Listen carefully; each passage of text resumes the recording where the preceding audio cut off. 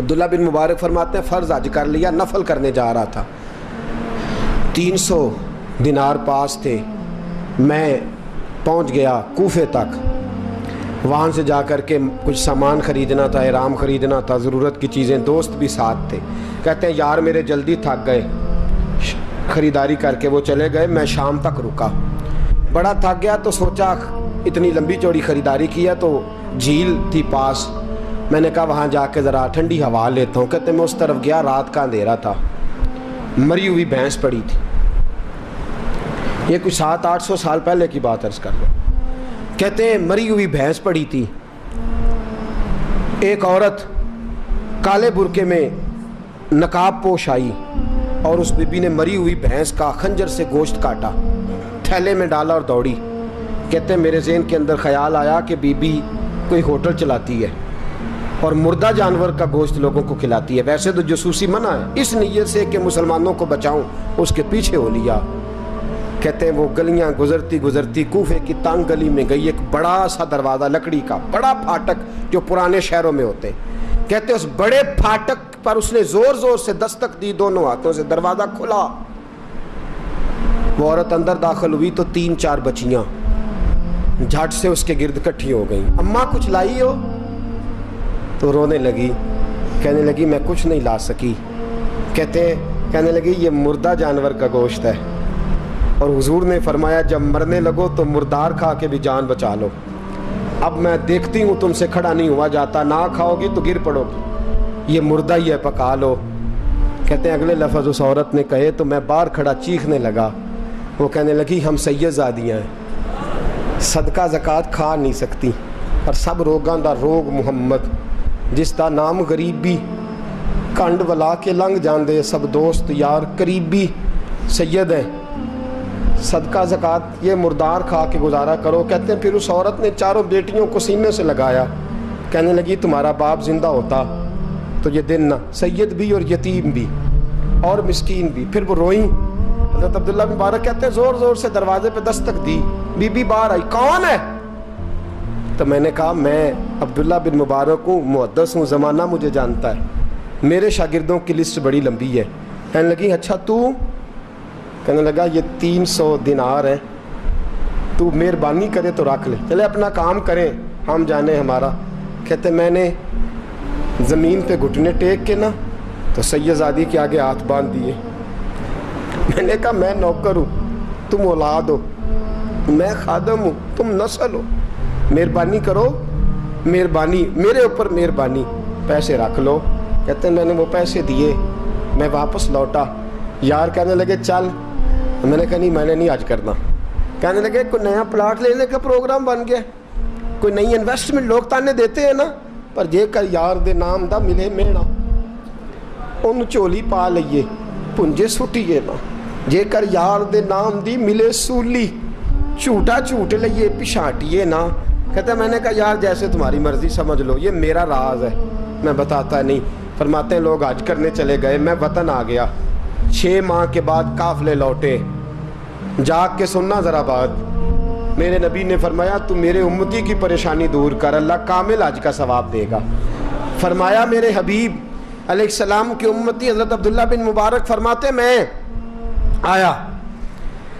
حج کر کے، حاجی آئے تو میں بڑی حسرت کے ساتھ، میں گھر میں روتا تھا، سوچتا تھا آج وہ مینا میں ہوں گے، آج وہ مزدلفہ عرفات میں ہوں گے، آج وہ لوگ جمرات کی رمی کر رہے ہوں گے، میں تڑپ کے سوچتا تھا آج در رسول کی حاضری دے رہے ہوں گے، کہتے میں روتا تھا، جب حاجی لوٹے 6 ماہ کے بعد تو حاضری دینے گیا، ملنے گیا، پہلا دروازہ کھولا حاجی صاحب نے، میں نے کہا مبارک ہو، کہتے ہیں میں نے مبارک دی ذرا سنیے گا، کہتے ہیں وہ حاجی مجھے ڈانٹنے لگے، کہنے لگے چھوڑ یار اتنا بڑا آدمی ہو کے تو غلط بات کرتا ہے، میں نے کہا کیا ہوا؟ کہنے لگے تو نے ہمیں کہا کہ جانا نہیں، اور پھر ہم مینا میں آوازیں دیتے رہے تو بات ہی نہیں سنتا تھا، ہم آوازیں دیتے رہے ان اللہ علی کل شیء قدیر، آوازیں دیتے تھے سنتا نہیں تھا، کہتے میں حیران ہوں، میں یار میں تو کیا نہیں، کہنے لگے ہم 11 حاجی جھوٹ بولتے ہیں تو اکیلا سچ بولتا ہے، سب نے دیکھا ہے، کہتے میں پلٹ آیا، चौथे दिन फिर एक हाजी को मिलने गया, मुबारक दी। कहने लगा छोड़ किस बात की मुबारक, मैदान अरफात में तो तूने बात भी नहीं सुनी और यहाँ मुबारकें कहते हैं अरफात में, और मैं तो नहीं। कहने लगे चुप कर, गलत बात भी करता है इतना बड़ा मुहद्दिस हो के। कहते हैं जब आखिरी काफिले आए, आखिरी दिन तो 8-10 काफिले इकट्ठे आए, शाम तक 7 काफिलों से मिला। हर एक मुझे कहने लगा बंदे के पास घोड़ा नया आ जाए, सवारी बड़ी आ जाए तो यारों से तो मिलना चाहिए ना, तू आवाज ही नहीं सुनता था। फरमाते हैं मैं थक गया कि इलाही माजरा क्या है, मैं तो यहाँ इस शहर की गलियों में फिरता रहा और ये सारे हाजी क्या क्या रहे हैं। फरमाते हैं रात को हजरत रबी बिन असलम, वो बहुत बड़े बुजुर्ग मुहद्दिस थे, वो भी हज करने गए, दरवाजे पे दस्तक दी, बाहर आए तो झगड़ने लगे। कहने लगे तूने मुझे किस मुश्किल में डाल दिया है। मैंने कहा हुजूर क्या हुआ, किस मुश्किल में। मैं तो मिल। कहने लगे छोड़ यार, आलिम था तो मैं तेरी इज्जत करता था, तूने ये क्या किया। मैंने कहा क्या हुआ। कहने लगे याद नहीं जब तू रोजा रसूल के सामने मिला था, जब नबी पाक के मवाजे के सामने तो पैसों वाली थैली मुझे पकड़ा गया, पकड़ अपने पैसे। मैं तो संभालते संभालते थक गया हूँ। कहते हैं यूं सीने से पैसे लगाए,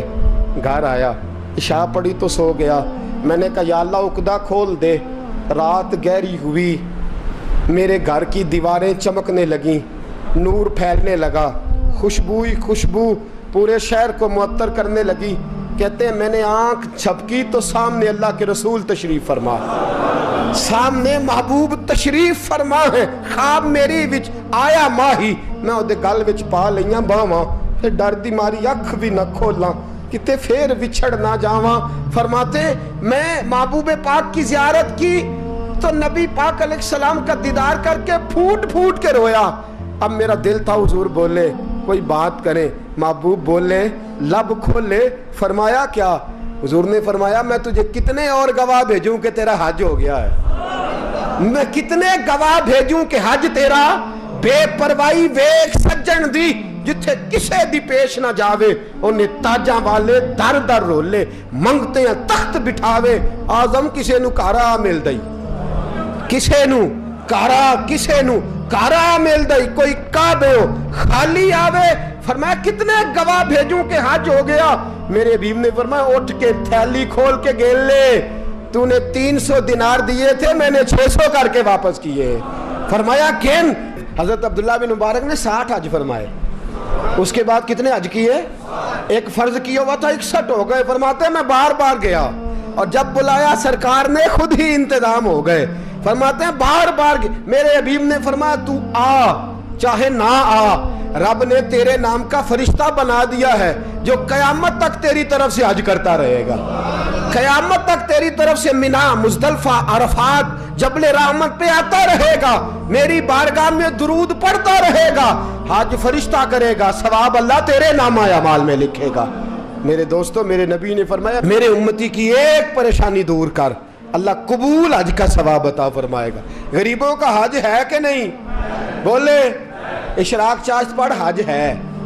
2 लोगों की सुलह करा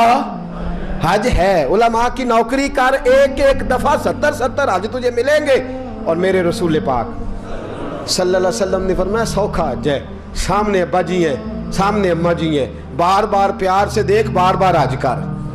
बार बार प्यार से देख और किसी गरीब की मदद कर दे, सड़क पार करा दे, मेडिकल स्टोर से दवाई ला दे, किसी की नौकरी कर दे, बच्चा घर में नहीं अब्बा जी बीमार हो गए, जा भाग के तू चचा को छोड़ा डॉक्टर तक, तू नेकी कर, अल्लाह तुझे पूरे हज का सवाब अता फरमाएगा। हज बड़े हैं, करने की तैयारी करो, हज का बड़ा मौका हमें मुयस्सर आता है, बस प्रोग्राम बनाऊं। सही मुस्लिम की हदीस, किताब का नाम क्या है, और बड़ी मजबूत हदीस मेरे नबी पाक सल्लल्लाहु अलैहि वसल्लम फरमाते हैं कुछ लोगों को अल्लाह क़यामत में खड़ा करेगा और खड़ा करके फरमाएगा चलो जन्नत में जाओ। अर्ज करेंगे मौला हम तो पापी गुनाहगार, पता सारा सरदार नू कीतियां दा, हम तो बड़े गुनाहगार, किस वजह से जन्नत। फरमाया तुम्हारे हज की बरकत से, तुमने हज किया था ना उस बरकत से जन्नत। तो बंदे अर्ज करेंगे मौला हम तो माड़े थे, गरीब थे, गए ही नहीं, हज किया ही नहीं, तो तू हज की वजह से माफ कर रहा है। तो रब करीम फरमाएगा जब हाजी जाते थे दिल तड़पता था ना, जब हाजी जाते थे आंखें बरसती थी, जब हाजियों के काफिले निकलते थे उस वक्त तुम्हारे दिल में ख्वाहिश पैदा होती थी فرمایا تم تڑپا کرتے تھے، میں نے تڑپ پر ہی تمہیں حج کا ثواب دیا، اور خالی ثواب نہیں دیا، اس حج کی برکت سے آج جنت بھی عطا فرما رہا ہوں۔ میرے دوست پروگرام بنا، تڑپ پیدا کر، نیت پیدا کر، یہ نہ کہا کر کہ حج تو صرف امیروں کا ہے، غریب کیسے کرے، حج بڑے ہیں، کرنے کی تیاری کر، تو پروگرام بنا، میرا رب تجھے گام گام پہ، نگر نگر پہ، گلی گلی حج کا ثواب دے گا۔ ہمیشہ مدحت خیر الانام میں گزرے۔